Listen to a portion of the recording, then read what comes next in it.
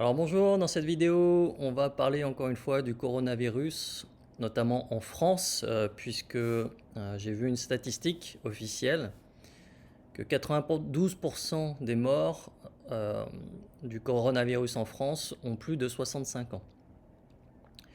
Donc on va voir ces chiffres pour la France, qui ne sont évidemment pas médiatisés, hein. J'ai eu beaucoup de mal à les trouver d'ailleurs. On va les comparer à ceux de l'Italie. On va également voir les chiffres en Corée, Biélorusse et Suède. Donc je vous expliquerai pourquoi ces pays sont intéressants. Je vous parlerai évidemment du scandale de la chloroquine, de nouveau, avec une mise au point du docteur Raoult, la non-fiabilité des tests PCR et un nouveau test qui va peut-être faire surface d'une biotech. Enfin, on verra pourquoi toute cette manipulation sur le virus a lieu, quel est l'objectif final qui est en train de se mettre en place, et je dirai à la fin que faire par rapport à tout ce qui se passe en ce moment. Alors juste un peu de pub avant de démarrer, j'ai réouvert les inscriptions à la formation Investisseur Pro pour ceux que ça intéresse, par rapport au fait que j'ai eu beaucoup de demandes. Visiblement, cette chaîne YouTube commence à faire un peu d'audience. Et du coup, il y a pas mal de gens qui arrivent tous les jours et qui me font les mêmes demandes. Donc j'ai décidé de rouvrir les inscriptions jusqu'à la fin du confinement. Voilà, donc pour ceux que ça intéresse, vous allez sur video.investisseurpro.com. Alors, la stat qui nous intéresse aujourd'hui, c'est la mortalité par tranche d'âge, qui serait due, je dis bien serait due au conditionnel, au coronavirus. Alors j'ai trouvé que les données arrêtées au 20 mars, donc au moment où je fais cette vidéo, on est le 2 avril, donc il y a un peu d'eau qui a coulé sous le pont, mais c'est pas grave, c'est pas de ma faute, simplement que ces statistiques, elles sont introuvables, et j'ai dû chercher une demi-journée pour les trouver.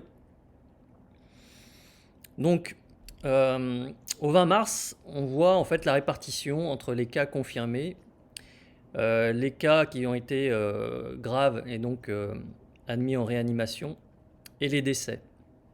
Et donc ils ont découpé ça en tranches d'âge très discutables, mais bon. Moins de 15 ans, 15-44, 45-64 ans, 65-74 et plus de 75 ans. Et là, ce qu'on voit, c'est que les plus de 75 ans, ils représentent plus de 70% des cas. Et les plus de 65 ans, donc, ils représentent en tout plus de 90% des cas.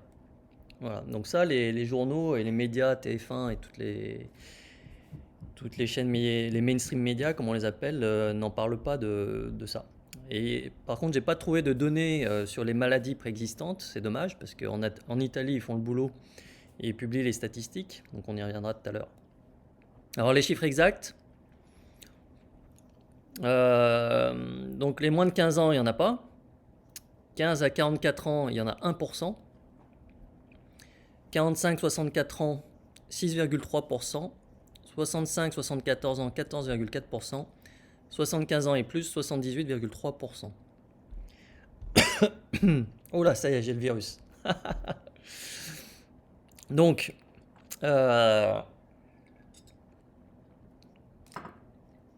veut dire quoi? Si on additionne les 65, 74 et 75 ans et plus, on arrive à 92,7% des gens qui seraient décédés du coronavirus. En réalité, c'est les gens de plus de 65 ans, hein, voilà. Donc les chiffres datent du 20 mars. À l'époque, il y avait 507 morts officielles par rapport à ce virus. Ce qui veut dire que 466 personnes de plus de 65 ans étaient décédées et 41 personnes de moins de 65 ans décédées. Donc c'est pour ça que même si vous êtes des milliers à regarder cette vidéo, il est très probable qu'en fait vous ne connaissiez personne qui soit décédé du coronavirus. Donc il y en a quand même. Alors au moment où je fais cette vidéo, on est le 2 avril, il y aurait 4032 morts, ce qui veut dire 3700 personnes de plus de 65 ans décédées et 300 personnes de moins de 65 ans. Donc même au 2 avril où on a l'impression que tout le monde est en train de mourir, en France, quand on regarde la télé ou les journaux mainstream, en gros, il y a 4000 morts, quoi, dont essentiellement des personnes âgées. Donc ça fait toujours trop de morts. Mais est-ce qu'il faut tuer l'économie et supprimer toutes les libertés individuelles à cause de ça? Bon, chacun se fera son opinion. Alors en Italie, j'avais fait une vidéo que 99% des morts avaient d'autres maladies, notamment plus de 3 maladies, donc 48%, 2 maladies 25% et une maladie 25%. Donc ça datait du 18 mars. Voilà, donc là aussi, l'âge moyen des gens infectés était de 63, mais l'âge moyen des gens qui mouraient était beaucoup plus élevé, 79, je crois. Voilà. Alors, mise à jour au 30 mars, parce que là aussi, quand on regarde les médias, on a l'impression qu'en Italie, ils sont tous en train de mourir. Donc, en Italie, ils ont l'ISS, Institute of je sais plus quoi, de la santé, je crois, qui publie, lui, un rapport sérieux, précis, sur le nombre de morts et le nombre de maladies que les morts avaient. Donc, vous pouvez télécharger ce document sur Internet. Je vais le partager avec vous. Donc là, ce qui est bien quand même, c'est que ils disent Geographic Distribution of Disease Patients. Donc la distribution géographique des patients qui sont morts avec le Covid 2019. Voilà, donc ils disent pas que c'est le Covid 19 qui les a tués, ils disent qu'ils sont morts en étant testés positifs au Covid 19. Donc ça, j'apprécie, c'est de la précision. On n'est pas dans la manipulation. L'âge moyen des personnes mourant du Covid-19 est de 78 ans. 78 ans. Donc en Italie, en réalité, ceux qui meurent, c'est ceux qui ont en moyenne 78 ans. Donc c'est quand même pas... voilà, c'est pas choquant. Les femmes représentaient 30%. Voilà, donc ça c'est aussi une donnée qui est intéressante, c'est que le Covid 2019 est sexiste. Et donc, il tue majoritairement des hommes et beaucoup moins les femmes. On est à 2 tiers, 1 tiers à peu près. Donc là, je pense que les organisations qui luttent contre les discriminations devraient porter l'affaire dans les médias et les tribunaux parce que ce virus est sexiste. C'est pas normal. Alors moi, je suis plutôt content si on peut avoir plus d'hommes, moins d'hommes et plus de femmes sur Terre. Je trouve ça très bien, moi, personnellement. Mais bon. Voilà, blague à part. Donc, et les femmes qui mouraient du Covid-19 étaient encore plus âgées que les hommes. En moyenne, l'âge médian était de 82 ans. Voilà. Ça, c'est du sérieux. Et là, donc les pre-existing conditions, ça veut dire les maladies, c'est les gens qui sont morts, est-ce qu'ils avaient des maladies? Eh bien, le nombre moyen de maladies était de 2,7. Donc c'est-à-dire qu'en moyenne, les gens qui sont morts du coronavirus avaient 2,7 autres maladies. 2,1% n'avaient pas d'autres symptômes. C'est-à-dire que là encore, on est à 98% des gens qui avaient déjà des maladies en Italie. Voilà. Donc en gros, le virus, les gens qui meurent du virus en Italie, ils sont déjà malades. Et ils sont très vieux, puisque en moyenne 78 ans. Voilà, donc faut arrêter de s'exciter là. Voilà. Et les symptômes, c'est de la fièvre, dyspnoea. Je crois que c'est des symptômes au niveau des bronches, voire des poumons. Et cough, donc la toux. Voilà. Donc si vous avez ni fièvre, ni irritation au niveau des bronches et des poumons, et que vous ne toussez pas, ça sert à rien de psychoter. Voilà, si vous êtes jeune et en bonne santé, c'est ce que je dis depuis plusieurs vidéos, ça sert à rien de s'énerver. Vous avez très peu de chances de mourir du virus. Alors, il y a une manipulation évidemment sur les chiffres, donc ça vient des États-Unis. Et ça, c'est pour ça que j'ai fait une vidéo coronavirus, ce que n'osent pas dire les médecins et le corps médical. C'est qu'il y a des manipulations évidemment sur les chiffres. Cette personne dit que les gens qui meurent d'une attaque cardiaque, mais qui seraient testés positifs au coronavirus, en fait sont comptés dans les morts dues au coronavirus. On a Mike qui lui, il bosse dans un office, un cabinet médical, qui nous dit que les suicides et les meurtres sont aussi classés comme morts du Covid-19 si ils ont les antibodies. Voilà, donc en gros, s'ils sont testés positifs au virus, bah, s'ils sont tués par meurtre ou s'ils suicident, ils rentrent dans les chiffres aussi. Voilà, donc comme disait Staline, il y a ceux qui votent et ceux qui comptent les votes. Et bah là, pour le virus, c'est pareil. Il y a ceux qui soignent et qui sont en première ligne. Et puis il y a ceux qui font les statistiques derrière, si vous voulez. Alors il y a quand même des pays qui ont résisté à la folie, à l'idiotie du confinement. Il y a la Corée, donc ça c'est l'exemple le plus célèbre. 169 morts au 2 avril. Hein. 169 morts. Donc la Corée n'a pas arrêté son économie, ils n'ont pas confiné les gens chez eux, ils ont juste pris des mesures normales dans le cas d'une épidémie ou d'une pandémie. Et ils ont 169 morts. Voilà. La Suède qui résiste aussi très bien, la Suède, un pays du froid, c'est pas un petit virus qui leur fait peur. Donc la Suède, eux également, ils ont choisi de ne pas confiner les gens. Et ils ont 239 morts au 2 avril 2020. Voilà, alors il y en a qui vont me dire ah oui mais la Suède ils sont au début de l'épidémie, ça va monter, etc.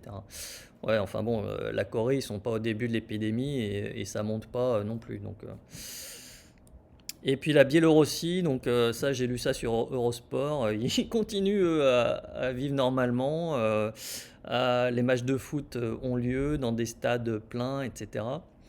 Donc officiellement ils ont 0 mort. Après bon, est-ce que c'est vrai ou pas, on ne peut pas vérifier encore une fois les stats.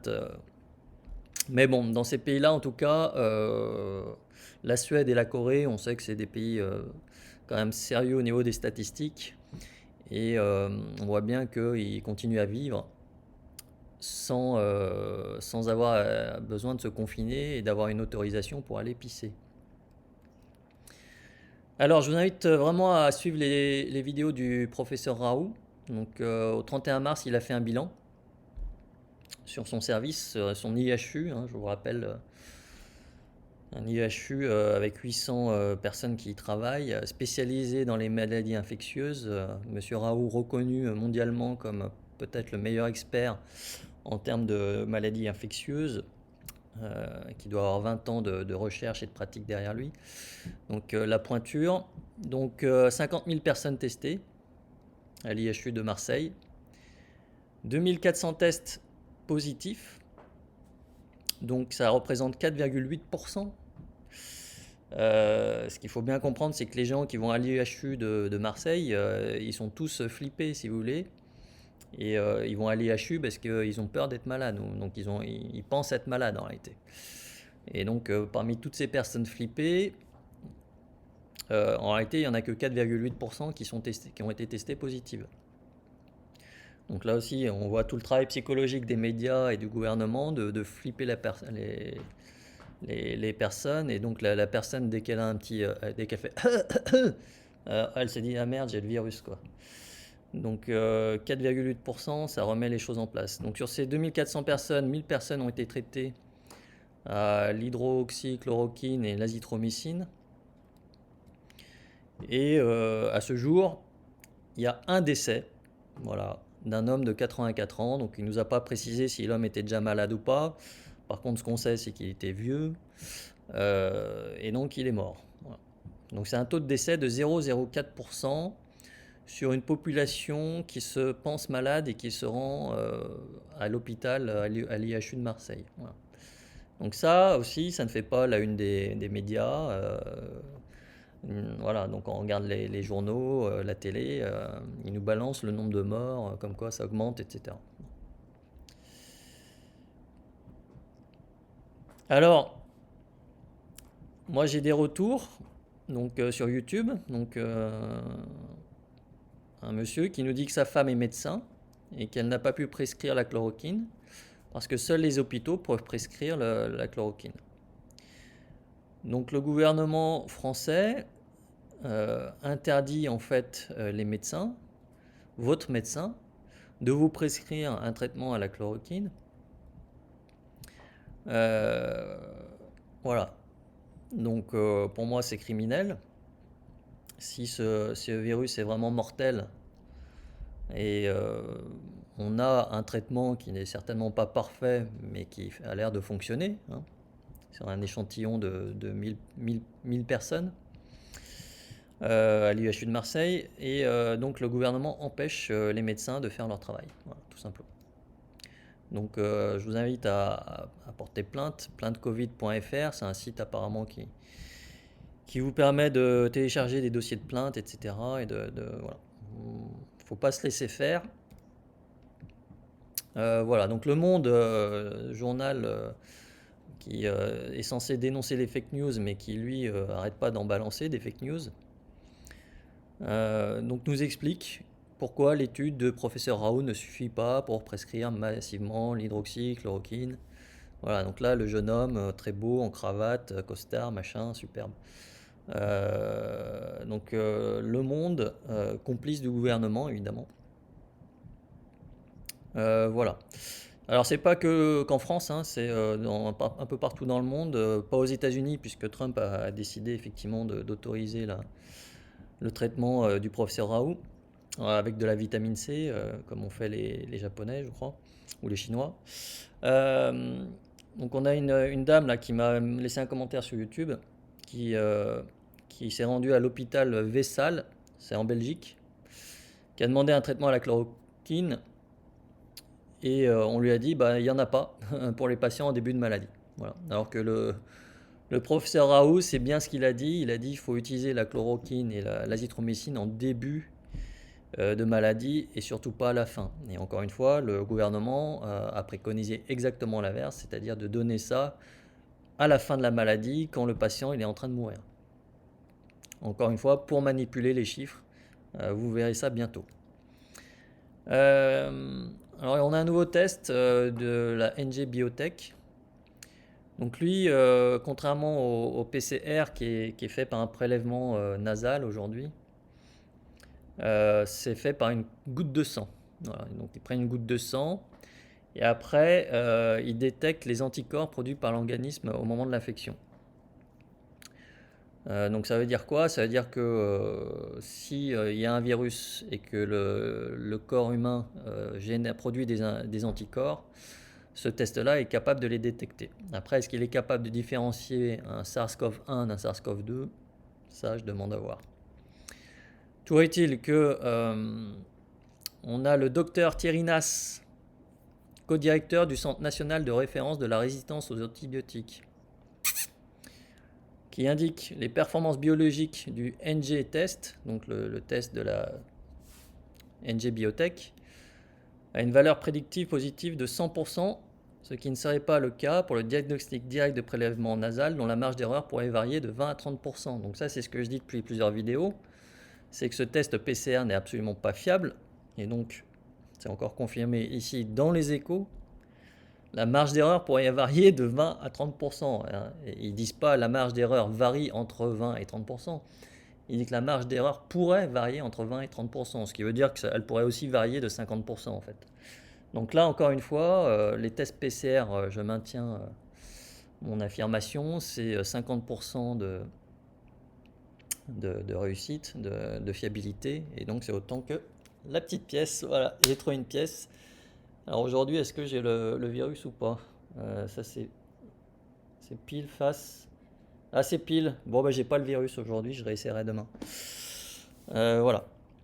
Après, il faut savoir que les tests sérologiques, donc avec une goutte de sang, là, sont beaucoup moins sensibles durant la période d'incubation, qui s'élève en moyenne à 6 jours, que les tests PCR, ce qui diminue leur fiabilité. Et oui, parce que les tests sanguins, ils ne peuvent pas trouver le virus. Donc ce qu'ils trouvent, c'est des anticorps au virus.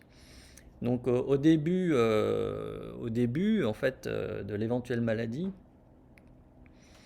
eh bien, il y a peu de virus et donc il y a peu d'anticorps. Voilà. Donc ces tests-là sanguins, ils sont fiables à la fin aussi. C'est-à-dire quand le mec il a tellement de virus et que le corps a produit tellement d'anticorps que là, effectivement, il n'y a plus trop de doutes.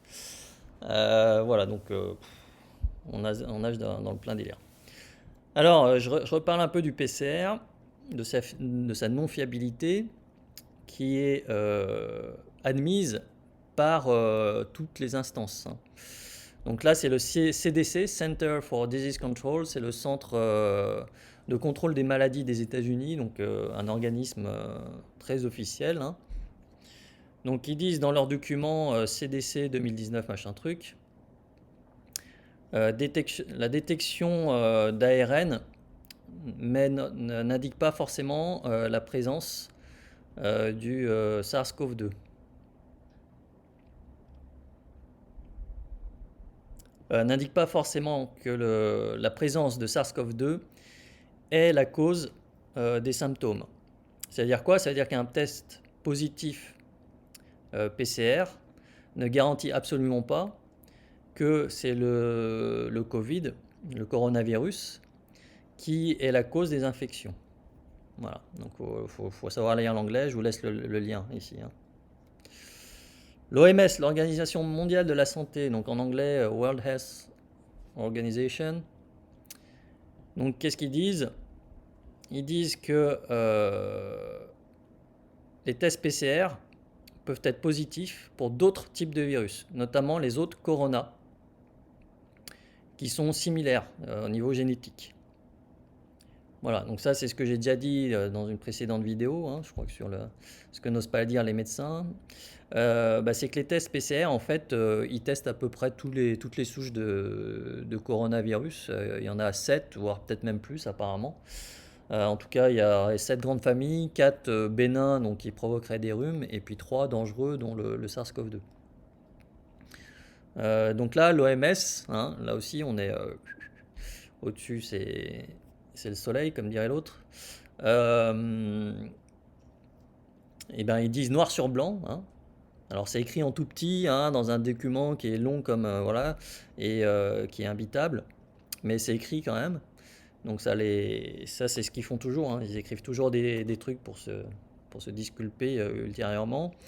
C'est que les tests PCR, en fait, ils détectent soit le COV2, soit les autres souches de coronavirus. Voilà. Mais en fait, ils sont incapables de dire lequel c'est. Donc, c'est au hasard. Hein, là aussi, on lance la pièce et voilà. Troisième administration, là, la FDA, Food and Drug Administration. Donc là, là aussi, c'est la haute instance médicale et sanitaire des États-Unis. C'est elle qui donne ses autorisations de mise sur le marché des médicaments. Donc là aussi, au-dessus, c'est le soleil. Donc ce qu'ils indiquent, voilà, en anglais, je vous passe l'anglais. Le SARS-CoV-2, en gros, n'est pas forcément la cause de la maladie. Et surtout, ils disent qu'il est détectable essentiellement lors de la phase aiguë de l'infection. C'est-à-dire, là encore, quand le mec il va crever, quoi. Ce qui veut dire quoi? Ce qui veut dire qu'en fait, il n'est pas vraiment détectable en dehors de cette phase aiguë. Donc c'est pour ça qu'ils sont obligés de faire des tests PCR. Le PCR, je vous rappelle, il démultiplie par 1 milliard le nombre de l'échantillon qu'ils ont prélevé parce que c'est trop faible, le signal est trop faible, donc ils sont obligés de démultiplier par 1 milliard. Voilà, donc la FDA, ce qu'elle dit, c'est qu'en fait, c'est détectable que lors de la phase aiguë de l'infection.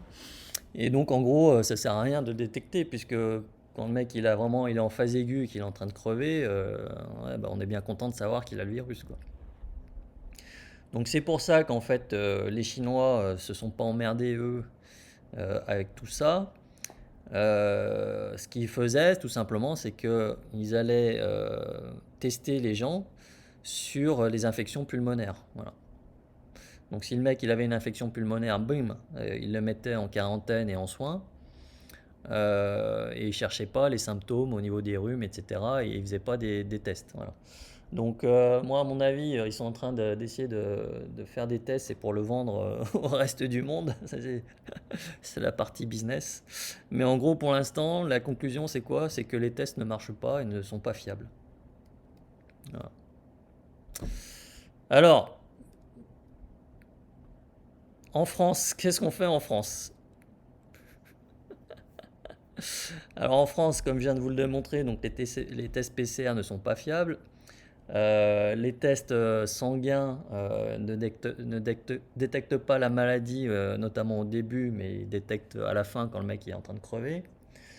Et donc le gouvernement français, lui, lui, il vient de passer une commande pour 5 millions de tests rapides PCR, payés avec vos impôts, évidemment, et les miens, par la même occasion. Voilà, donc c'est ridicule. Alors pas de complot, on a 120 centres de dépistage en France.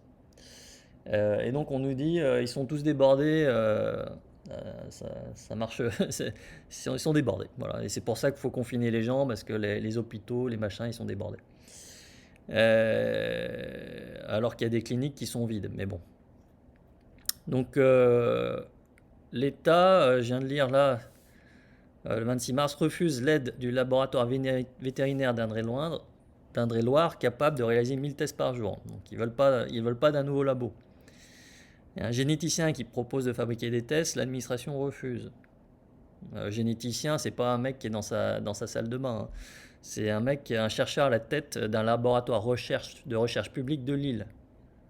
Donc lui, c'est comme Raoult, ça doit être une pointure. Et on lui a dit, bah non, tu fais pas de test. Voilà. Et là, bon, moi c'est Radio Moquette, hein, sur YouTube, mais c'est toujours intéressant. Donc on a Brigitte qui me dit, ma fille infirmière m'indique qu'elle n'a accès, comme ses collègues, à aucun résultat d'analyse des malades du Covid-19. Les résultats ne sont accessibles qu'aux médecins. Pourquoi? Bah Brigitte, pourquoi? Oui, ça c'est une bonne question. Hein? Eh oui, bah, il y a un blackout, hein, sur les tests. Je suis le seul à en parler, hein, je suis le seul à en parler. Et alors, merci le professeur Raoult de faire son travail, mais quand on lui pose la question sur les tests PCR, j'ai senti une très légère gêne. Voilà, très, très légère gêne sur le sujet. Je pense qu'il doit savoir, comme moi, que ces tests sont pas du tout, pas entièrement fiables. Et donc c'est pas gênant, puisque voilà, s'il file un peu d'hydroxychloroquine et d'azithromycine, bah, si le mec s'il a le SARS-CoV, le coronavirus de base qui est pas dangereux, ça lui fera pas trop de mal non plus, hein. Mais voilà, donc je vous invite à pas croire voilà, tous les chiffres qui sortent, etc. C'est la folie, c'est de la manipulation mentale en ce moment, voilà. Donc voilà. Alors au niveau des masques, là aussi, hein, le gouvernement, donc en 2018, usine de masques fermée, donc qui appartenait à un Américain, Honeywell, qui était donc capable de fabriquer des masques dont on aurait besoin aujourd'hui. Et cette entreprise avait reçu des subventions, hein, de l'État à l'époque je sais plus, en 2009, du H1N1. Et puis comme c'était pas assez rentable, après ils ont fermé, hein. Ils n'ont pas rendu les subventions, évidemment. Voilà. Donc c'est comme ça que ça fonctionne, la politique. Et puis voilà, maintenant Macron en visite dans une usine de fabrication de masques. Allez, là il se fait un peu de pub, le Macron, pas cher, sur le dos du virus. Pendant ce temps-là, donc le gouvernement interdit la vente de plants, de fleurs et de légumes. Alors que bon, pour être en bonne santé, il vaut mieux bouffer des légumes frais, hein. Mais bon, ça, voilà. Et donc, ils sont en train de tuer toutes les petites entreprises qui n'ont pas assez de trésorerie pour survivre, hein, notamment toute l'entreprise horticole qui fait beaucoup de chiffre d'affaires au printemps, hein, comme par hasard, qui font une majorité de leur chiffre d'affaires au printemps. Et donc là, ils ont interdit de livrer et de vendre. Donc ils sont vraiment en train de tuer les entreprises, hein. Et puis après, ce que fait le gouvernement, il fait un appel aux dons. Donc d'abord, il tue les gens, il tue les entreprises, et puis après, il fait un appel aux dons. C'est vraiment se foutre de la gueule du monde, hein, vraiment. Les gens qui écoutent encore Macron et toutes leurs cliques, les médias, etc. Enfin, à un moment donné, on se pose la question si les gens ne méritent pas quand même quelque part ce qui leur arrive et le gouvernement qu'on a. Parce que même quand ils se foutent ouvertement de la gueule du monde, les gens continuent à les écouter béatement. Et enfin, bref. Voilà, alors, il n'y a pas d'argent, dit l'État, il n'y a pas d'argent, il n'y a pas d'argent, il n'y a pas d'argent. Et donc ils sont obligés de faire un appel aux dons. Ils ponctionnent plus de 50% du PIB, un taux d'imposition à 60 ou 70%. Et ils n'ont pas d'argent. Donc on se demande bien ce qu'ils en foutent de leur argent. Il n'y a pas d'argent, il n'y a pas de moyens aux hôpitaux, mais il part où l'argent? Comme par hasard, il part dans la dette. Donc il n'y a pas d'argent, mais par contre, ils ont des hélicoptères nocturnes avec vision infrarouge à Nantes. Donc il y avait 3 jeunes qui se baladaient à Nantes la nuit. Ils pensaient être peinards la nuit. Et maintenant, il y a un hélicoptère avec vision infrarouge qui est là pour les surveiller et les verbaliser, sachant qu'un hélicoptère à l'heure, ça coûte très cher, hein. Et il y a des hélicoptères aussi du PGHM. Donc là aussi, PGHM, on est content quand ils viennent nous sauver, mais quand ils viennent verbaliser les gens, je pense que ça serait bien de faire grève, à minima, même si voilà, les gens reçoivent des ordres, au moins faire grève et éviter d'utiliser un hélicoptère pour aller verbaliser un couple qui était caché dans un refuge des Pyrénées, quoi. Si vous voulez, on marche sur la tête à un moment donné. Le couple dans un refuge des Pyrénées, je sais pas, il devait être peut-être à 1500 mètres d'altitude, paumé au milieu des Pyrénées, il représentait un danger pour personne, si vous voulez. Et donc la logique d'utiliser un hélicoptère qui coûte très cher et qui pollue en plus, pour aller leur foutre une prune de 150 balles. Excusez-moi les gendarmes du PGHM, mais au moins faites grève. Voilà. Alors on récapitule. Tests PCR ne sont pas fiables. Ils détectent une famille de virus, mais ils ne détectent pas spécifiquement le SARS-CoV-2 et ils ont un taux de fiabilité qui est faible. Les morts qui sont testés positifs au virus sont essentiellement des personnes déjà malades et en plus des personnes âgées, donc fragiles. Et en général, ils meurent en fait d'autres choses. Alors ça veut pas dire que les jeunes ne meurent pas. On me dit ah bah oui mais il y a une fille là qui était jeune et qui est morte. Bah oui, les jeunes, on sait très bien qu'il y en a qui sont pas en bonne santé, hein, qui bouffent de la daube, qui bouffent de la merde, qui fument, qui boivent, qui font pas de sport, voilà. Donc il y a aussi des jeunes qui sont en mauvaise santé, mais en général quand tu es jeune, ton corps il est un peu plus résistant que quand tu es vieux, parce que voilà, quand tu as fait 50 ou 60 ans de malbouffe, de pollution, etc., forcément tu es en moins bonne santé que quand tu en as fait que 20. Voilà, donc c'est pas pour ça que les jeunes ne meurent pas, et puis il y a des jeunes qui meurent tous les jours de plein de trucs différents, hein. Voilà, donc les jeunes peuvent mourir aussi, mais quand on regarde les statistiques, 92% encore une fois des gens qui meurent en France et qui sont positifs au coronavirus ont plus de 65 ans, hein. Le gouvernement il interdit donc aux médecins de soigner, hein, à la chloroquine et à l'azithromycine. Il ne le fait que quand le patient est en train de mourir. Donc c'est pour ça qu'ils ont interdit aux médecins généralistes d'utiliser de prescrire ces médicaments. Et donc ils attendent que le patient soit aux urgences sous respirateur pour leur donner ça, alors que le professeur Raoult, il a bien dit que ça servait à rien à ce moment-là. Euh, et pendant ce temps-là, le gouvernement, il confine tout le monde, il tue les petites entreprises. Et ensuite, il fait un appel aux dons pour sauver ceux qu'il est en train de tuer. Voilà, c'est comme ça que ça fonctionne.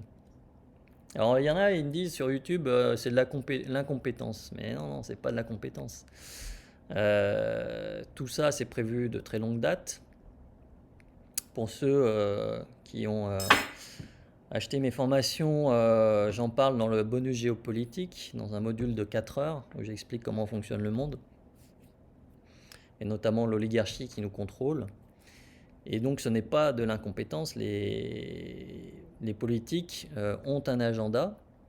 Leur agenda, ce n'est pas de soigner les Français, ce n'est pas de rendre les Français en bonne santé, riches, heureux et libres. Leur agenda, c'est de donner le maximum de pouvoir à cette oligarchie en contrôlant les gens au maximum. Hein. C'est la définition d'un pouvoir totalitaire, c'est de contrôler les gens dans tous les domaines de la vie. Donc vous en faites l'expérience en ce moment, on est dedans. Alors la suite, c'est quoi? Alors la suite, ça c'est ce que j'annonce depuis le début, c'est que l'objectif, c'est de rendre la vaccination obligatoire. Donc ils ont déjà vacciné les gosses, donc les enfants, là, avec 9 vaccins obligatoires. Hein. Madame Buzyn, ancienne ministre de la Santé, épouse de Monsieur Lévy, directeur de l'INSERM. Voilà. Et Madame Buzyn qui a travaillé pour les Big Pharma, hein, n'oublions pas. Et donc, par exemple, au Danemark, ils ont déjà mis en place une loi qui rend la vaccination, le test, le dépistage, le traitement et la quarantaine et la vaccination obligatoire. Avec l'aide de la police, évidemment. Bon. Alors, où est-ce qu'on va? On va vers ce qu'on appelle le nouvel ordre mondial. Et je vais citer donc Benjamin Franklin qui disait: ceux qui sont prêts à rendre leur liberté pour de la sécurité n'auront ni l'un ni l'autre. Voilà. Donc ça, c'est les Français, ils sont en train de dire oui à tout pour éviter de mourir d'un méchant virus qui ne tue que les personnes âgées, malades. On n'aura ni la liberté ni la sécurité. Voilà. Et on vit donc dans un monde inversé où les gendarmes qui sont censés sauver des gens désormais les verbalisent. Et c'est exactement ce qu'expliquait George Orwell dans son livre 1984. C'est le slogan du parti unique, c'est la guerre c'est la paix, la liberté c'est l'esclavage et l'ignorance c'est la force. Voilà. Donc tout est inversé, c'est la marque du diable, c'est l'inversion de toutes les valeurs. Voilà. Alors ce nouvel ordre mondial, il est annoncé depuis très très longtemps, depuis plusieurs siècles. Hein, il a débuté depuis très longtemps.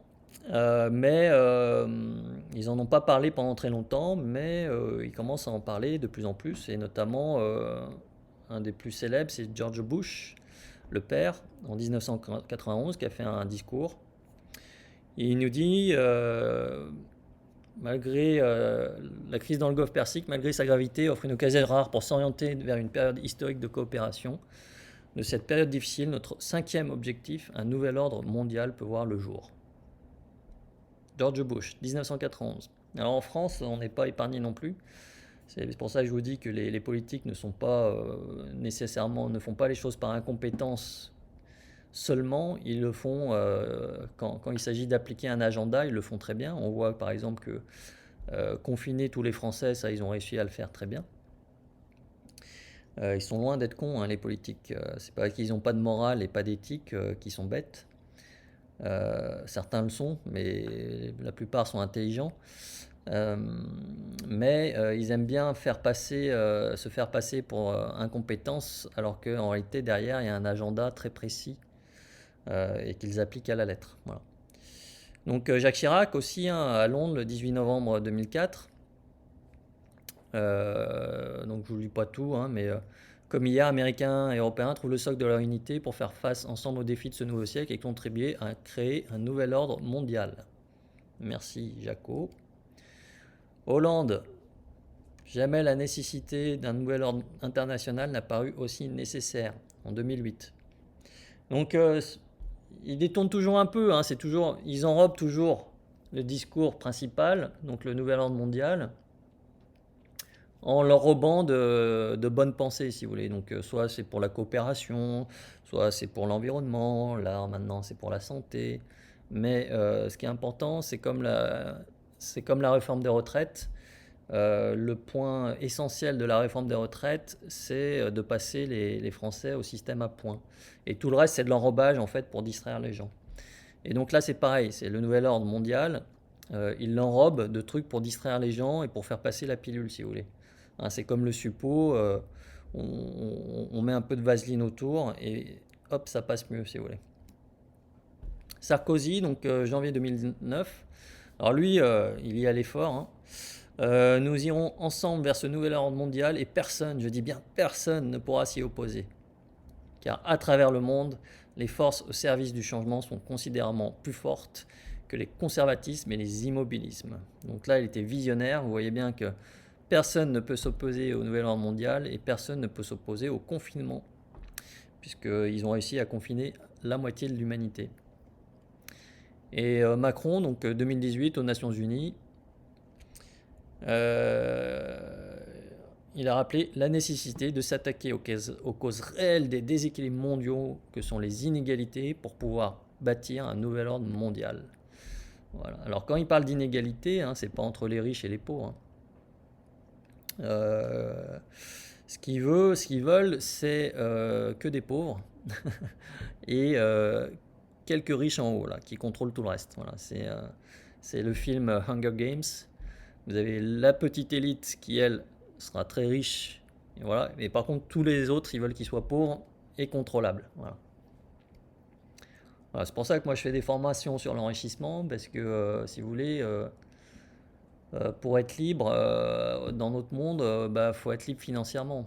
Hein. C'est le mec, si vous voulez, je tape un peu sur les gendarmes, là, mais le gendarme qui a un crédit sur le dos et qui a déjà à peine de quoi payer ses factures avec son salaire, il va pas vraiment se rebeller contre sa hiérarchie sous peine éventuellement de perdre son travail. Alors bon, si les gendarmes, il est fonctionnaire, donc normalement il peut pas le perdre, mais bon. Mais voilà, tous les gens, je comprends que les gens, tout le monde flippe effectivement de perdre sa source de revenus. Et quand on a peur de perdre sa source de revenus, qu'on dépend d'un patron, d'une hiérarchie, effectivement on ferme sa gueule, hein, il vaut mieux. Voilà. Quand on est libre financièrement, bon, on peut l'ouvrir un peu, encore que la NAS se referme si vous voulez, puisqu'ils sont en train de vraiment tout contrôler le monde. Je viens de répondre à un questionnaire de ma banque où il me demande la couleur de mon slip en gros. Donc la NAS se referme sur tout le monde. Hein. Mais voilà, donc quand on est libre financièrement, on a encore un peu de liberté et on ne dépend pas d'un patron ou d'un État pour vivre. Pour l'instant, puisque l'objectif, hein, je vous rappelle, c'est le communisme, c'est le revenu universel pour que tous les gens dépendent de l'État. Alors en 2020, donc depuis la crise du virus, Gordon Brown, hein, qui est un ancien Premier ministre anglais, qui donc a fait un appel pour un gouvernement global. Les Nations Unies, donc eux, c'est leur boulot, c'est de mettre en place aussi un gouvernement mondial. Donc globalement, vous allez avoir une convergence d'opinions, que ce soit les politiques, les médias et la majorité bon, je vais pas parler. Bon, bref, les politiques et les médias essentiellement, vers des organismes centralisés mondiaux. Voilà. Avec une crypto-monnaie, puisqu'encore une fois, l'objectif c'est de pouvoir contrôler toutes les transactions financières et tous les citoyens. Donc l'objectif évidemment c'est de supprimer le cash. C'est pour ça qu'ils ont dit que les billets de banque transmettaient les virus, ce qui est absolument faux. Et on va voir en fait, comme je l'ai vu moi ici à Boracay, la prise de pouvoir d'organismes globalisés sur des thématiques inattaquables. Voilà. Donc ici, ils ont fait une OPA le gouvernement a fait une OPA sur Boracay au nom de l'environnement. Et donc, ça a toujours été le secrétaire d'État à l'environnement qui a mis en place les opérations et donc un pouvoir totalitaire ici sur l'île. Je l'ai vécu moi en 2018, c'est pour ça que je suis pas étonné de ce qui se passe en ce moment, hein. J'ai eu une petite piqûre, un petit vaccin en 2018 sur ce qu'était la prise de pouvoir totalitaire d'un État au nom d'une cause inattaquable comme l'environnement et en ce moment la santé. Donc voilà, donc ça va être l'émergence, donc vous verrez dans les gouvernements à venir, la place des ministres de l'environnement et de la santé, du climat, voilà, tous ces sujets inattaquables, va devenir en fait de plus en plus prégnante parce que c'est des sujets d'abord qui rassemblent, c'est-à-dire que tout le monde est pour la santé, pour un meilleur environnement et pour un respect, on va dire, du climat, ce qui veut rien dire, mais bon.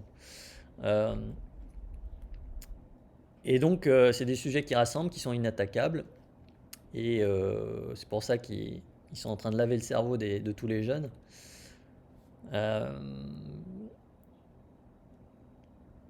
Voilà, parce que j'ai des demandes de conseils pour des jeunes qui ils veulent tous travailler dans l'environnement et dans le bien-être, etc. Donc, bah oui, c'est bien, mais à un moment donné, il y a une réalité économique. Voilà, bon, bref.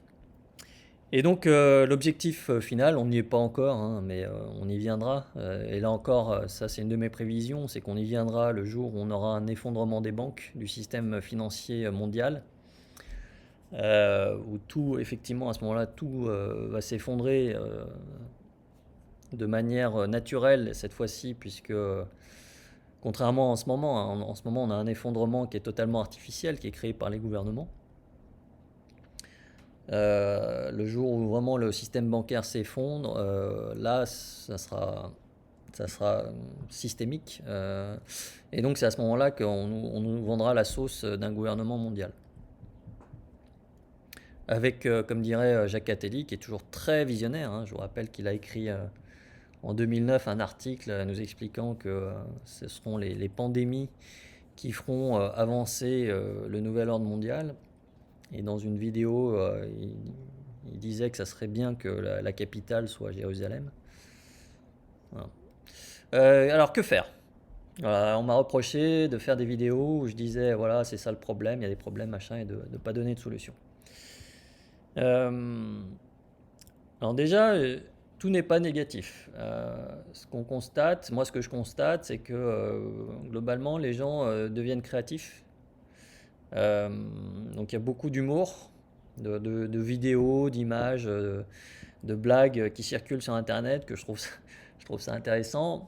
Donc il y a de la créativité qui naît de la contrainte, hein. Ça, je l'ai toujours pensé. La créativité naît de la contrainte. C'est comme un peintre en fait. Si vous lui donnez un carreau, donc une toile, donc un espace fermé, donc une contrainte, c'est là où il va pouvoir exprimer la créativité. Alors que si vous lui donnez une toile infinie de 100 000 mètres carrés, ça va être dur d'être créatif si vous voulez.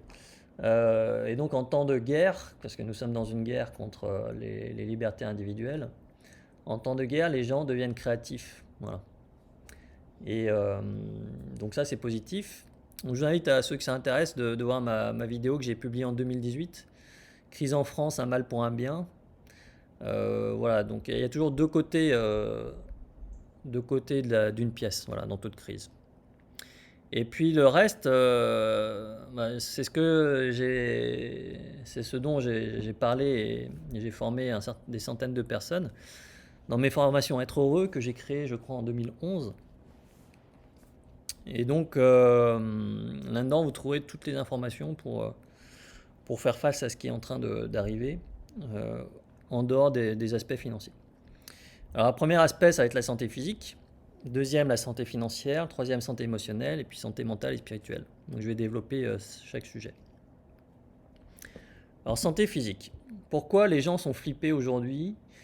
Pourquoi les gens sont prêts à dénoncer leurs voisins qui osent sortir de la rue, dans la rue? c'est que les gens ont peur. Voilà, ils ont peur de mourir. Voilà, la réalité, c'est ça, c'est que les gens ont peur de mourir. Donc ils enrobent ça évidemment sous un prétexte de solidarité, etc., qui peut exister, il n'y a pas de souci, mais si on creuse, hein, on creuse et on va au fond de la vérité, c'est que les gens ont peur de mourir. Ils ont peur de mourir à cause du virus.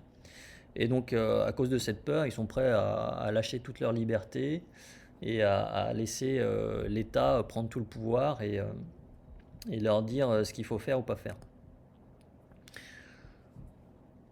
La réalité, c'est que ce virus, encore une fois, il va tuer que les gens malades et vieux, avec un système immunitaire qui est affaibli. Et il n'y a absolument aucun danger pour une personne qui est en bonne santé. Le problème, c'est que la majorité des Français ne sont pas du tout en bonne santé. C'est que les gens, un, ils sont stressés. Deux, ils bouffent de la merde. Au niveau de la nourriture, mais aussi au niveau de l'information, etc. Et donc, ils sont tous malades. Et comme ils sont malades, qu'est-ce qu'ils font? Ils vont chez le docteur. Et le docteur, qu'est-ce qu'il leur donne? Des médocs, donc des produits chimiques qui font disparaître les symptômes, mais ne rendent pas la personne en meilleure santé, si vous voulez. La santé, c'est très simple. La santé, c'est respecter son corps tel qu'il est, tel qu'il a été conçu par le mec qui a tout créé. Et donc de lui donner essentiellement des produits naturels non transformés, donc des fruits, des légumes, et pourquoi pas un peu de viande et de poisson, voilà. Tout le reste, c'est de la saloperie. Donc le café, la cigarette, l'alcool, tout ça c'est du transformé. La bouffe chimique, les médocs. Pour ceux qui habitent dans des endroits pollués, donc en ville, la pollution. Les ondes électromagnétiques, la Wi-Fi, la 4G et bientôt la 5G. Tout ça, ça affaiblit le système immunitaire, ça oblige le corps en fait à se débarrasser des poisons, à lutter contre la pollution, les ondes, etc. Et donc le système immunitaire se retrouve en incapacité en fait de lutter contre les maladies parce qu'il est déjà occupé à essayer de faire le ménage, si vous voulez. Et pour ceux qui sont allés plus loin dans la réflexion, en réalité, les virus, c'est ça, c'est qu'ils sont là pour faire le ménage et ils se démultiplient en fait quand il y a trop de ménage à faire. Et donc les gens étant en mauvaise santé, eh bien effectivement, ils tombent malades tous les ans. Chaque hiver, ils se tapent le rhume ou la grippe. Et en fait, ils continuent en bouffant des cachetons. Et effectivement, quand ils arrivent à 60, 65, 70 ans, ils ont bouffé tellement de cachetons et de saloperies que leur corps, même si c'est une machine absolument merveilleuse, il finit par lâcher. Et il suffit d'un petit rhume pour qu'il y a tout qui s'effondre, si vous voulez. Donc, par contre, si vous avez fait, et tout ça, ça ne se fait pas du jour au lendemain. C'est parce que vous allez changer aujourd'hui et vous allez passer une semaine à bouffer des fruits et des légumes que tout d'un coup, votre corps, il va être en parfaite santé, si vous voulez. Il va s'améliorer, mais en fonction de la durée pendant laquelle vous avez mis de la merde dans votre corps, le corps, il met du temps à se nettoyer. Donc, il y a des techniques, il y a notamment les techniques de jeûne pour aider le corps à se nettoyer. De purge, etc. Mais il met du temps, c'est pas du jour au lendemain. Donc c'est pour ça que la santé, c'est quelque chose de long terme. Et donc pour être en bonne santé, il faut le faire depuis de nombreuses années. Donc si vous ne l'avez jamais fait, c'est le moment de le faire. Mais pourquoi moi j'ai absolument pas peur du virus, d'aucun virus, hein, même du sida ou du couillonavirus, c'est que ça fait des années que je fais en sorte d'être en bonne santé. Alors qu'à la base, j'ai plutôt une santé assez fragile. Et c'est pour ça que je stresse pas, moi, par rapport à un virus, si vous voulez. Parce que même si je croise des gens qui ont le virus, je peux attraper le virus et ça me fera rien. Les gens qui sont en bonne santé n'ont absolument pas peur du virus. Si le virus était vraiment plus fort que la santé, ça veut dire que tout le monde l'aurait et tout le monde mourrait, si vous voulez. Ce qui n'est absolument pas le cas, même pour le sida. Donc tous les virus, en réalité, il y a beaucoup de gens qui sont porteurs de virus et qui n'ont aucun symptôme et aucun problème et qui ne sont pas malades en réalité. Donc on peut tester positif à un virus et ne pas être malade. Mais pour ça, il faut avoir un système immunitaire qui est suffisamment costaud. Et donc éviter au système immunitaire d'être obligé de se battre continuellement contre de la malbouffe, de la clope, des poisons, etc. Voilà. Et puis on ne parle pas des drogues, etc. Voilà. Donc ça, c'est la première chose. Donc arrêter tous les poisons. La deuxième chose, c'est que pour booster le système immunitaire et avoir un corps en bonne santé, il faut le faire fonctionner. Donc il faut faire du sport, il faut faire de l'exercice physique. L'homme est conçu pour deux choses. Un, d'être à l'air libre au soleil. Et deux, de faire du sport. Et comme par hasard, le gouvernement empêche les gens d'être à l'air libre au soleil. Donc ça n'a pas de sens d'arrêter quelqu'un qui est en montagne en train de faire du sport. Il fait exactement ce qu'il faut faire, c'est-à-dire d'être à l'air libre, de faire de l'exercice physique. Normalement, l'homme est conçu, le corps humain est conçu pour travailler dans la nature, pour recevoir du soleil et de l'air pur. Il n'est pas fait pour être confiné dans un 20 mètres carrés au milieu d'une ville, certes moins polluée qu'avant, mais quand même un peu polluée. Voilà, donc ça, c'est les grandes lignes. Je ne vais pas plus dans le détail parce qu'on pourrait y passer des heures. Sur Internet, il y a pléthore de contenu sur le sujet. Mais c'est du bon sens, si vous voulez. Alors, santé financière. La plupart des gens, ça fait longtemps, et c'est comme la santé physique, ils s'en occupent pas en fait. Ils vivent au jour le jour, et puis, advienne que pourra. Voilà. Bah non, il faut s'en occuper, c'est pareil que la santé, et ça se fait pas non plus du jour au lendemain, si vous voulez. La liberté financière, faut pas croire les gens sur Internet qui vous disent que ça va être facile et que ça va être rapide. Moi, j'ai constaté que c'était non seulement difficile, mais qu'en plus, ça prenait du temps, et du travail et de l'énergie. Donc là aussi, c'est exactement la même chose que la santé physique. Il faut s'en occuper, prendre des bonnes décisions, et puis le faire dans le temps. Donc là aussi, ça n'empêche pas de le faire aujourd'hui si vous ne l'avez jamais fait. C'est le côté positif, je dirais, de cette crise, c'est que voilà, si ça peut aider les gens à se préoccuper de leur santé physique et de leur santé financière, bah, tant mieux. Il est encore temps, même si ça aurait été mieux de le faire quelques années avant, si vous voulez. Voilà, donc comme j'ai eu beaucoup de demandes, en fait, cette chaîne YouTube est en train de faire beaucoup de vues. J'ai beaucoup de demandes du coup régulières, donc j'ai réouvert les formations, comme je l'ai dit au début de la vidéo, jusqu'à la fin du confinement. Voilà, ce qui donne l'opportunité aux gens qui sont vraiment motivés et qui ont envie de se former, de se former avec moi de manière sérieuse. J'ai reçu un témoignage de Luigi qui est intéressant, donc je vais vous le lire. Il me l'a envoyé avant-hier. Donc il est à Paris, confiné. Donc il a pris la formation Investisseur Pro qu'il vient de terminer. Même si j'ai besoin de revoir certaines formations. Il dit que ça lui a beaucoup apporté. Formation très intense et enrichissante qui lui a ouvert des chemins, qui lui a fait changer de point de vue sur la finance et l'économie. Il regarde toutes mes vidéos, je vais être obligé de justifier que la formation soit trop chère ou même payante. Je vous raconte mon histoire pour vous donner mon point de vue. Je suis salarié, je n'ai pas plus que mon épargne. Quand je me suis intéressé à l'investissement et je suis tombé sur la présentation de la formation Investisseur Pro, je me suis posé des questions. Pourquoi payer une formation si chère si après je n'ai même pas un véritable patrimoine à gérer? Eh bien, j'ai essayé de faire par moi-même. J'ai suivi des formations gratuites et payantes. J'ai lu des bouquins, j'ai investi aussi. Ma conclusion après quelques mois, c'était que 1 500 € en échange de quelques beaux conseils en matière financière et sur le futur, c'était un prix insignifiant. Après avoir suivi la formation, je peux bien dire que je ne me suis pas trompé et que c'est mon meilleur investissement aujourd'hui. Je vous remercie infiniment. Voilà, Luigi. Donc, des témoignages, j'en reçois très régulièrement. Hein. Ça fait depuis 2013 que je propose mes formations et j'ai mis en ligne, hein, vous pouvez le voir sur investisseurpro.com, les témoignages. J'ai mis, je sais pas, 50 ou 60 clients qui ont témoigné en vidéo, certains à visage découvert. certains en donnant leur vrai nom, donc ont eu la gentillesse de témoigner de mes formations et de mes conseils. Voilà, donc voilà. Après, je suis pas la seule source d'information et de formation sur Terre au niveau des finances. Il y en a d'autres.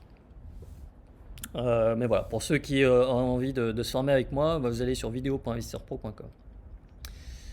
Alors, santé émotionnelle, ça c'est important.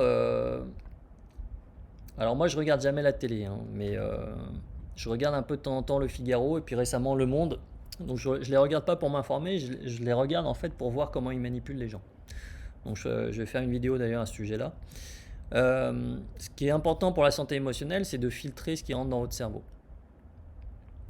Donc en ce moment, ce qui rentre dans le cerveau des gens à coup de pompe dans le derrière, c'est la peur. C'est la peur du virus, c'est la peur de mourir.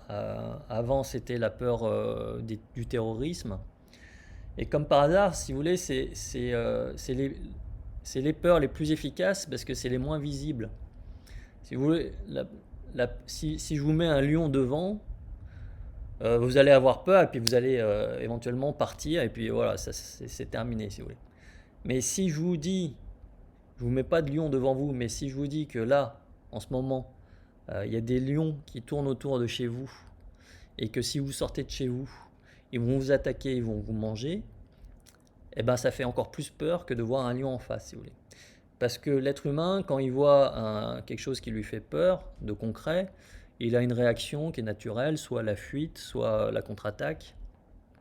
Et donc c'est l'adrénaline qui prend le dessus. Et finalement, la peur disparaît une fois que le problème est réglé. Donc ça, c'est pas du tout efficace pour foutre la trouille aux gens. Ce qui est efficace, c'est de leur présenter un danger qu'ils ne peuvent pas voir. C'est pour ça que le terrorisme est parfait, c'est pour ça que le réchauffement climatique est parfait, et que le virus est parfait, c'est qu'on ne voit pas, voilà, on voit pas le danger, mais on vous dit qu'il est là, et que si vous faites pas gaffe, si vous suivez pas les consignes du gouvernement, vous allez vous choper un truc et vous allez mourir en gros. Voilà. Donc ça, c'est ce que rabâchent à longueur de journée les médias, les politiques. Voilà. Et donc si vous avez votre télé ouverte constamment et que vous regardez tous ces trucs-là de manière régulière tous les jours, vous finissez par avoir peur et à stresser pour le moindre truc. Voilà. Donc comment on fait? Déjà, faut éteindre sa télé. Arrêtez, bien comprendre que les médias vous manipulent et sont là pour vous faire peur. Ils ne sont pas là pour vous informer, ils ne sont pas là pour vous faire du bien. Et dans l'univers, il y a deux forces, il y a la peur et l'amour. Voilà, donc si on ne veut pas la peur, on remplace par quoi? Il faut remplacer par l'amour.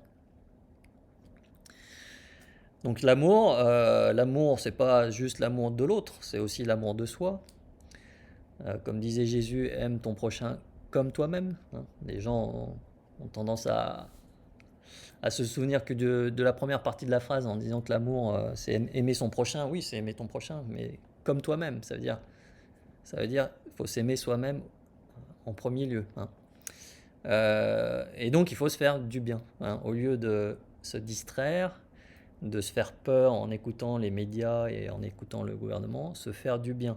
Voilà, donc se faire du bien, par exemple, c'est manger sainement, ça c'est se faire du bien.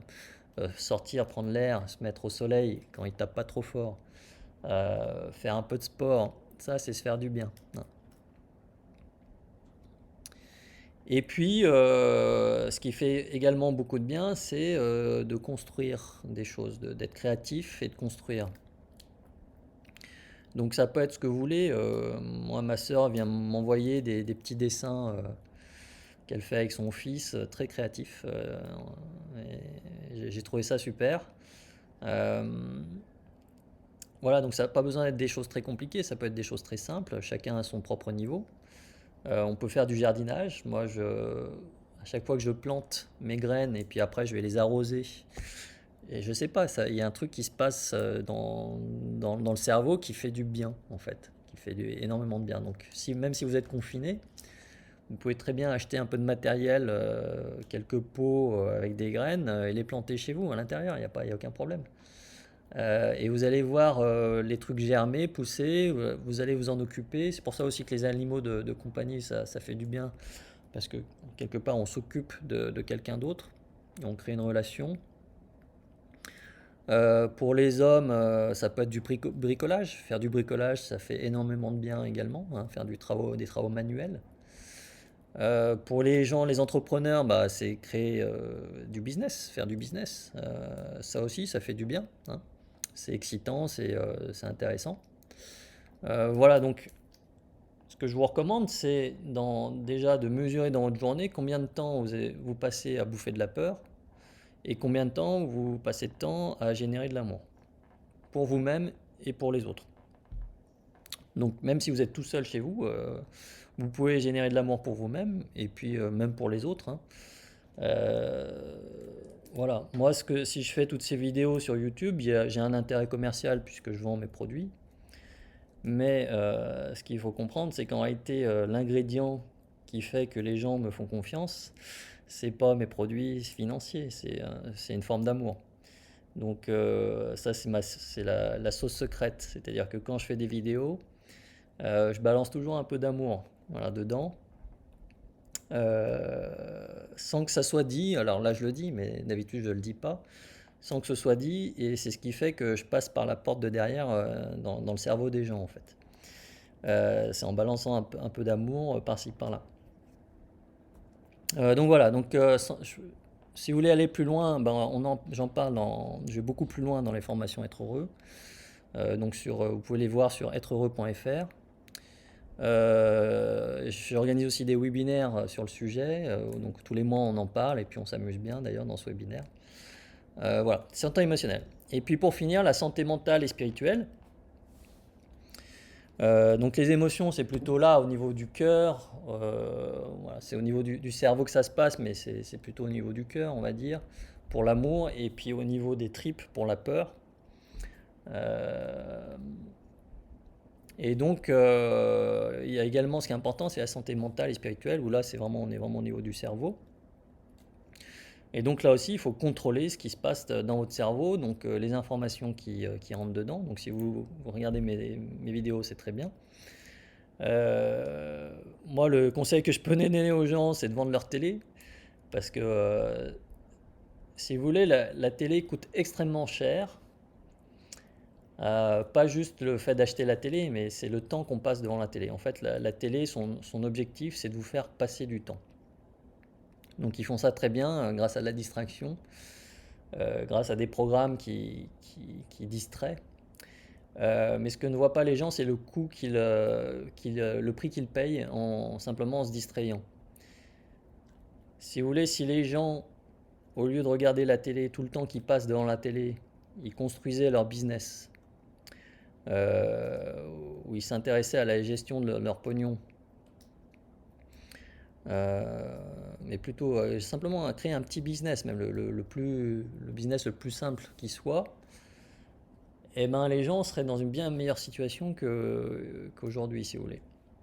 Donc le coût de passer du temps devant la télé, c'est pas tant le coût qu'on a payé pour acheter la télé ou même la redevance, hein, qui est un scandale évidemment, mais bon. C'est le coût en fait d'opportunité de faire autre chose. Et même pour les gens qui ne veulent pas faire un business, si au lieu de passer du temps devant la télé, je sais pas, ils faisaient du jardinage ou ils cultivaient des trucs, je peux vous dire que leur santé mentale serait bien meilleure. Voilà. Donc il faut absolument limiter, si c'est difficile d'arrêter complètement, mais au moins limiter la dose de médias mainstream qu'on bouffe tous les jours.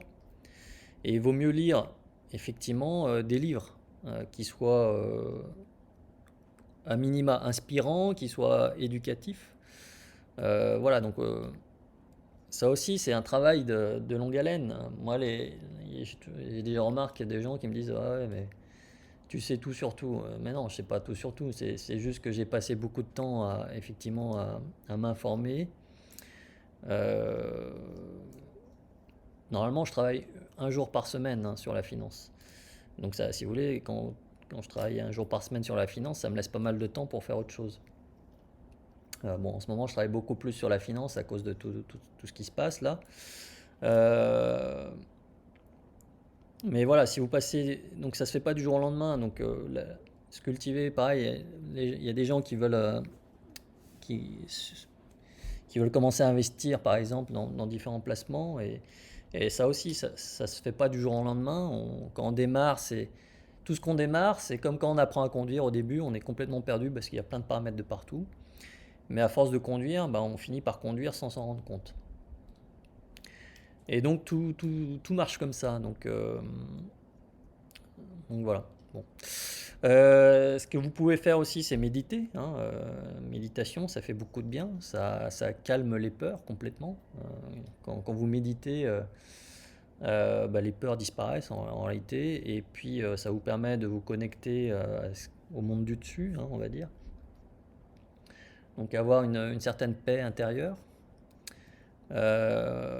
Pour les gens qui sont croyants, bah, vous pouvez prier, hein, ce qui revient à peu près au même que méditer. Et puis, bah, lâcher prise sur les choses dont on n'a pas le contrôle. Pourquoi moi je suis détendu? Bon, d'une part parce que je suis en bonne santé. J'ai une bonne santé financière, j'ai une bonne santé physique, une bonne santé émotionnelle et une bonne santé mentale. Donc quand on est en bonne santé, effectivement, on n'a pas de raison de se stresser la nouille. Voilà. C'est pour ça aussi que je parle assez lentement. Bon, ça c'est assez naturel. Euh, D'ailleurs, pour ceux qui trouvent que ça va trop lentement, mes vidéos, vous pouvez, il y a un petit bouton sur YouTube où vous pouvez accélérer le débit à 1,5 ou x2. Euh, mais voilà, une fois qu'on est en bonne santé, finalement, à tous les niveaux, on accède à une certaine paix intérieure. Et cette paix, elle vient aussi du lâcher prise sur les sujets qu'on ne contrôle pas. Voilà. Et notamment le sujet de la mort. Pour ceux que ça intéresse, je sais que ça intéresse parce que j'ai des copains qui m'en ont parlé. Et puis, je sais qu'au fond, cette crise du virus n'est rendue possible que parce que l'humanité a peur de la mort. Sur la mort, je vais vous dire comment moi je l'envisage et je la conçois. Donc, il y a une réalité, si vous voulez, qui est spirituelle, qui est immatérielle, ce que les Anglais appellent higher self. C'est l'esprit, la conscience. Certains diront que c'est la conscience, qui n'est pas matérielle et qui est intemporelle.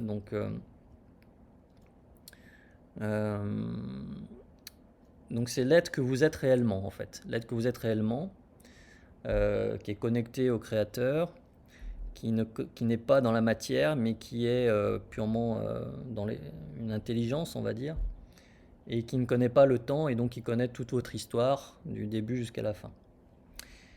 Et donc cet esprit et cette conscience est éternelle et ne meurt pas. Voilà. Et ce que nous sommes ici sur Terre, c'est simplement l'incarnation de cet esprit, donc via l'âme, donc l'âme qui s'incarne dans un corps humain. Et nous sommes en fait sur cette terre pour évoluer, apprendre, expérimenter. Voilà. Ou plutôt l'inverse, expérimenter, apprendre et évoluer. Donc c'est pour ça que toutes les épreuves que l'on traverse en fait ne sont pas là pour nous faire du mal, elles sont là en fait pour nous faire expérimenter quelque chose et pour apprendre et pour évoluer. Si vous avez connu la faim par exemple, la pauvreté, la maladie, vous devenez plus sensible et plus sage et plus empathique par rapport aux gens justement qui ont faim ou qui sont malades, etc. Et donc l'expérience humaine, c'est ça, c'est-à-dire qu'on s'incarne dans la matière, dans une matière qui est difficile. On se rend compte que tout ce qui se passe dans cette matière est difficile à vivre, parce qu'il y a toujours des forces de frottement, de résistance, des gens qui sont là pour s'opposer à nous, des systèmes qui s'opposent à nous. Mais l'objectif justement, c'est de grandir. Voilà. Et donc, qu'est-ce qui se passe? C'est qu'en réalité, il y a du libre arbitre, mais qu'au fond, il y a quand même pas mal de choses qui sont déjà décidées. Voilà, comme je donnais pour ceux qui ont regardé ma présentation de mon séminaire 2020-2040, toute l'information existe, mais il y a une partie de libre arbitre. Et donc, comme sur un DVD de jeux vidéo, toute l'information existe déjà, mais les différentes lignes de temps, les différents scénarios dépendent de l'action et des décisions de chaque joueur. Mais toute l'information existe. Et donc, quand l'esprit décide de s'incarner dans un corps, eh bien, il y a déjà tout un programme en fait qui est mis en place avec des objectifs de vie. Et c'est pour ça que certaines personnes vivent des épreuves plus ou moins difficiles. Et donc, par rapport à la mort, eh bien, la réalité, c'est que la mort, globalement, là aussi, on peut estimer avec raison que c'est prédéterminé. C'est-à-dire que le moment où vous allez mourir, c'est déjà inscrit. Et donc, il n'y a pas de prise en fait là-dessus. Donc, forcément, si vous multipliez les comportements à risque, si vous faites des sports très dangereux où vous pouvez mourir, vous avez quand même plus de chances de mourir assez rapidement. Mais globalement, on va dire pour 99% de la population qui ne prend pas trop de risques dans la vie, c'est déjà, si vous voulez, votre mort est déjà écrite. Et donc vous n'avez pas vraiment de contrôle sur le moment où vous allez mourir. Donc moi, c'est ma position sur le sujet, donc je dis pas que j'ai raison, hein. Je partage avec vous ma position puisque vous regardez cette vidéo depuis un moment. Et donc ça fait longtemps que j'avais réfléchi à la mort et que j'en étais arrivé à cette conclusion que de toute manière ma mort elle arriverait probablement au moment qui est déjà décidé et que ça sert absolument à rien de stresser à propos de la mort. Surtout qu'en réalité la mort n'est qu'une étape, c'est-à-dire qu'une fois que vous mourrez, l'âme repart avec tout ce qu'elle a appris et rejoint l'esprit. Et ensuite, on refait une petite partie, on se réincarne, etc. Donc c'est le cycle des réincarnations auquel la moitié du monde croit et l'autre moitié du monde ne croit pas. Donc évidemment, c'est pas la même chose, hein. On tient à la vie. Moi, je tiens par exemple à la vie physique. J'aime vivre sur cette terre. J'apprécie les plaisirs de la terre. Et donc quand on meurt, on repart dans un monde immatériel, donc on va plus avoir les plaisirs qu'on peut avoir sur cette terre, si vous voulez. Bouffer de la bonne bouffe, un fruit bien mûr, c'est sur cette terre qu'on le vit. Une fois qu'on est dans l'esprit, on n'a plus les sensations. Et donc voilà, donc c'est pour ça que pour la mort, faut lâcher prise sur le fait qu'on sait qu'on va mourir un jour. On ne sait pas avec certitude ce qui se passe après. Mais au fond, à partir du moment où on a une vie à peu près normale, on n'a pas vraiment d'emprise sur la date et le moment où on va mourir. Donc ça sert à rien de stresser, si vous voulez, pour la mort. Et je dis pas ça qu'en théorie, hein. Moi, je l'ai vécu en pratique, puisque en début 2019, j'ai été emporté je me suis retrouvé au-dessus d'une barre rocheuse à ski de 20 mètres. Et j'ai été emporté par une petite avalanche. Et donc, j'ai fait un grand saut de 20 mètres, du coup. Et donc, au moment où j'ai vu l'avalanche partir, je savais que j'allais faire le grand saut. Et donc, je me suis dit à ce moment-là, est-ce que je vais mourir ou pas? Et donc, comme j'avais réfléchi avant, je m'étais dit, ça m'étonnerait que je meure parce que, en interrogeant l'intuition, la réponse c'est que je vais vivre très très très longtemps. Et donc, je m'étais dit au moment de faire le grand saut qu'il y avait quand même peu de chances que je meure, mais que ça restait quand même une possibilité parce que je voyais bien que j'allais faire un saut de 20 mètres. Et donc, j'avais vu la falaise avant et je me disais quand même, ça fait beaucoup. Donc j'ai vu la mort en face et j'ai lâché prise et j'ai pas du tout résisté à l'avalanche. Je suis tombé comme un sac. en me disant, bon, on verra, voilà. Donc ça dure une seconde, hein, la chute, sauter de 20 mètres, ça dure allez, peut-être 2 secondes maximum, donc ça dure vraiment pas longtemps. Mais c'est vrai que pendant ce temps-là, il y a une compression du temps qui fait qu'il y a plein de choses qui se passent dans le cerveau. Les gens qui ont vécu les morts imminentes ou les retours de la mort, là, en parlent très bien. Donc moi je l'ai vécu et voilà, donc je ne parle pas de la mort en théorie, je la parle en pratique puisque je l'ai bien vu en face à ce moment-là. Donc il y a absolument aucune raison d'avoir peur de la mort, de toute manière c'est déjà inscrit. Ce dont il faut avoir peur, c'est de la souffrance avant la mort. Euh, Parce que ça fait mal. Voilà. Donc les gens qui souffrent avant de mourir, ça c'est très dur à vivre. Ça c'est une véritable épreuve.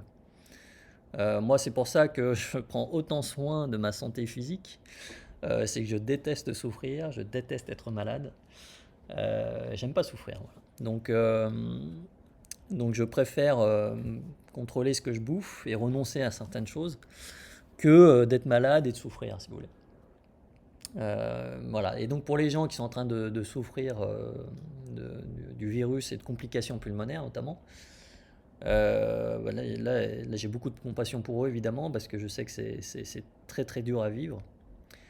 Mais justement, le message derrière, c'est qu'il faut faire attention à sa santé et il faut faire les choses qu'il faut pour être en bonne santé. Voilà. Donc voilà, donc c'était une petite digression sur des sujets, on va dire spirituels.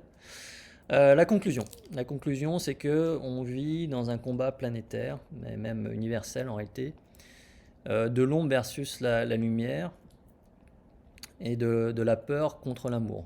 Voilà, donc j'en ai parlé beaucoup plus en profondeur, notamment lors du séminaire Investisseur Pro, prédiction 2020-2040, un séminaire que j'ai fait le 14 décembre 2019 à Lyon, où j'ai partagé toutes mes prédictions 2020-2040, notamment sur les marchés financiers, mais là aussi on a fait une petite digression sur des sujets spirituels. Et ce qui est intéressant, c'est que en fait, ce combat, il se place à la fois au niveau universel, mais aussi au niveau individuel et à l'intérieur de chaque individu. C'est le combat que vous êtes en train de mener, que je suis en train de mener, entre finalement la peur et l'amour. Et la peur, il y a beaucoup de dérivés de la peur, hein, donc notamment la sécurité, hein, c'est dérivé de la peur de la maladie, voilà, toutes ces choses-là qui sont dérivées de la peur.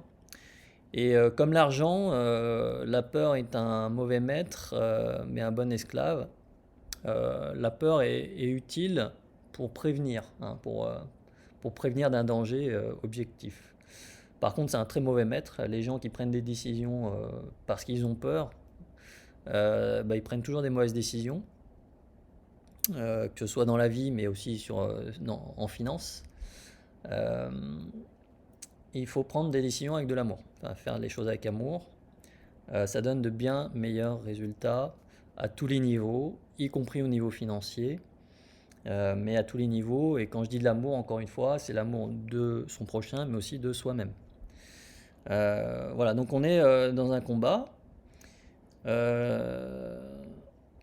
Et donc la question, c'est comme l'être humain a le libre arbitre, en fait, eh bien, vous avez le choix de décider qui va gagner le combat. Est-ce que ça va être la peur ou est-ce que ça va être l'amour? Voilà. Donc si vous me suivez, vous savez que moi, la peur chez moi, elle n'a pas beaucoup de place. Hein. Donc des fois, j'exagère même un peu. Hein. C'est comme ça que je me suis retrouvé au-dessus d'une barre rocheuse à ski. Donc moi, j'ai besoin d'introduire un peu plus de peur dans ma vie, mais voilà. Globalement, la peur chez moi, c'est niette, quoi. Niette pour la peur. Donc par contre, l'amour, voilà. L'amour donne toujours des bons résultats. Le véritable amour, hein. Et l'amour qui est inconditionnel. C'est pour ça que voilà, même les gens qui m'insultent, etc., au fond, j'ai de la compassion pour eux. J'ai pas de, je les bloque, hein, je finis par les bloquer, les gens qui m'insultent, parce que ça n'apporte rien. Mais sachez que voilà, ça ne me pose aucun problème particulier. Et que même si je les rencontrais dans la rue, il est très bien, tout à fait possible que je leur paye un verre à boire. J'ai des gamins qui ont volé une télé chez moi, on les a retrouvés, voilà. Bon, je leur ai dit, si vous voulez, je vous paye à bouffer. Il faut savoir pardonner, hein. Le pardon, ça vient de l'amour. Alors qu'il y en a sur cette terre, notamment l'oligarchie, qui ne pardonne pas, ni oubli ni pardon, hein, comme certains disent. Euh, voilà, le pardon, il vient de l'amour aussi, l'amour de son prochain, de comprendre que l'autre, voilà, peut prendre de mauvaises décisions, mais voilà, que de toute manière, la meilleure solution, c'est de l'aimer quand même. Donc même les politiciens, même l'oligarchie, au fond, ils remplissent un rôle, hein, le rôle du méchant, hein, dans les films. Ils le font très bien. Mais voilà, tant que le peuple est endormi et gobe toutes les salades, bah, ils continueront, hein. Ils n'arrêteront que le jour où le peuple dira bah non, ça suffit, dans sa majorité. Voilà. Voilà, donc c'est pour ceux qui veulent aller plus loin, donc vous pouvez soit vous inscrire à mes formations, soit si vous avez juste envie de discuter de tous ces sujets annexes à la finance, vous pouvez aussi vous inscrire à mes webinaires. Je fais trois webinaires en fait tous les mois. Webinaire investisseur pro où on parle de finance. Webinaire entrepreneur où on parle de création d'entreprise, de création de richesse. Et webinaire être heureux où là on parle de tous les sujets annexes, spiritualité, santé, voilà. Et donc voilà, vous allez sur investisseurpro.com, dans la colonne de droite, vous verrez la page des webinaires. Voilà. Donc merci d'avoir suivi cette vidéo un peu longue où j'ai fait pas mal de digression, mais comme vous avez le temps en ce moment, bah, c'est pas grave, c'est pas gênant. Et puis voilà, donc si vous devez choisir un comportement aujourd'hui, prenez plutôt l'amour. L'amour de vous-même, c'est très important. L'amour de l'autre, c'est important aussi, mais l'amour de vous-même, ça c'est extrêmement important aussi, s'aimer. Et quand on s'aime, c'est comme quand on aime quelqu'un, bah, on veut le meilleur pour soi. Comme on veut le meilleur pour ses enfants, bah, s'aimer, c'est aussi vouloir le meilleur pour soi-même. Voilà. Moi, c'est pour ça que je promeus mes formations, c'est parce que je veux le meilleur pour mes clients, je veux le meilleur pour moi aussi, hein. Et donc, si je peux aider les gens dans cette direction-là, bah, je fais mon travail. Et bah, je me fais du bien aussi, hein, puisque l'argent que je gagne me permet d'avoir une vie agréable, d'homme libre et avec un confort certain. Voilà, donc je me fais du bien, je fais du bien aux clients et j'essaie de faire un peu de bien aussi maintenant sur YouTube. Voilà, merci et au plaisir.